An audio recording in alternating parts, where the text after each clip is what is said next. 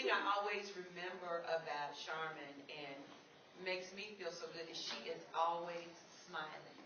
I have never seen Sharmin without a smile on her face. She is one of our newest members.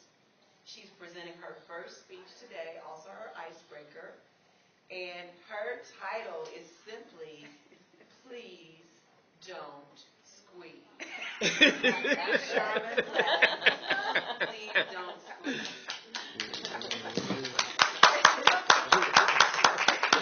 Sharmin, okay.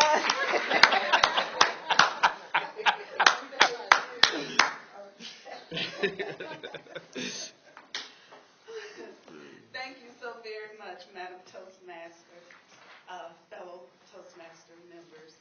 It's a great pleasure to have this opportunity to introduce myself today. And before we get started, I would just like to ask the question.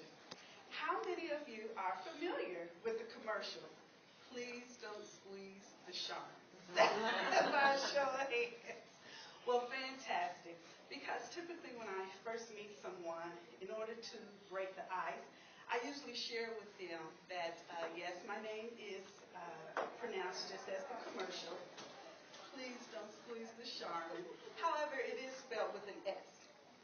So that pretty much alleviates the embarrassment or the thoughts when individuals initially think, oh my gosh, name's Sharmin, okay. But we owe that to my dad because I was born to Joyce and Joe Hill in 1961. And had it been left up to my mom, my name would have been named Joy. My dad's name is Joe and hers is Joyce, and so of course the derivative of the two.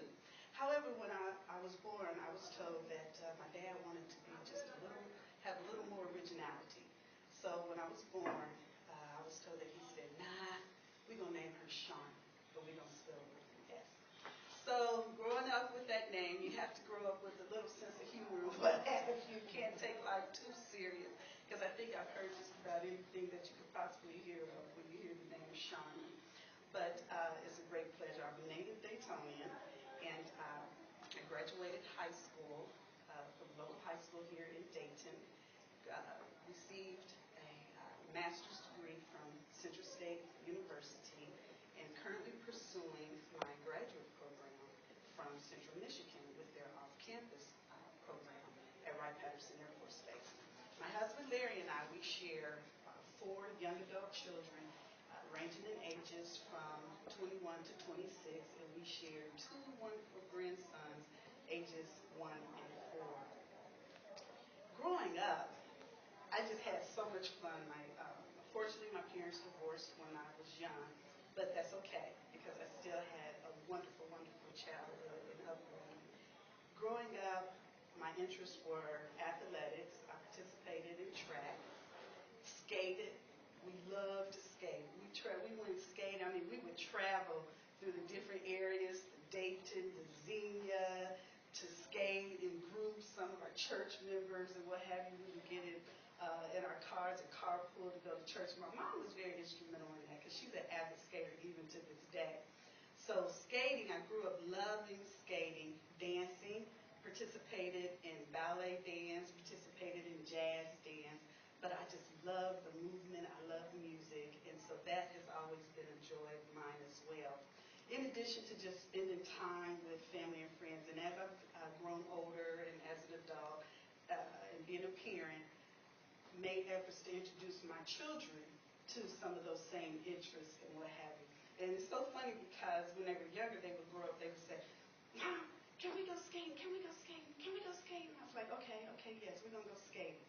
Take them skating. They on the arcade games, okay?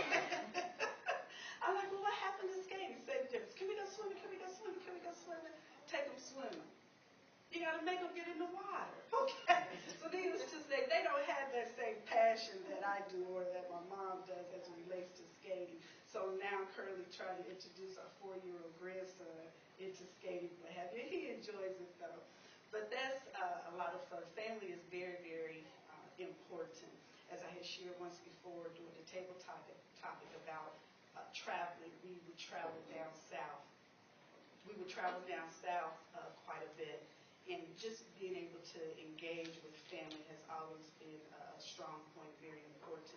From my professional experiences, I have experiences working with the government as a personnel or human resource specialist, have worked for a 500 corporation as a technical consultant, have also worked with the nonprofit organizations in various capacities as a regional manager, in addition to a director of a department and what have you.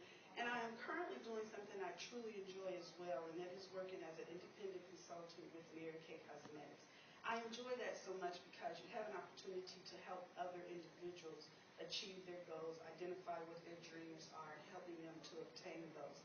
In addition to working with my husband, he works full-time, but he also has a part-time business in embroidery as well as in signage. So if you are interested, if you have a need for that, it's a little plug, but if you have a need for some signage or embroidery items or what have you, Black's Embroideries, we can provide those services for you. And then we're also pursuing another family business as well. So our next steps are to retire eventually, to travel, eventually to relocate to North Carolina, to grow our business, continue to help as many as we can. I too enjoy working with young people. I have experiences working with young people through my church, Phillips Temple, as well as through other volunteer efforts and what have you. So those are some items in a little bit more about Sharmin Black, that's spelled with an S, from Dayton, Ohio.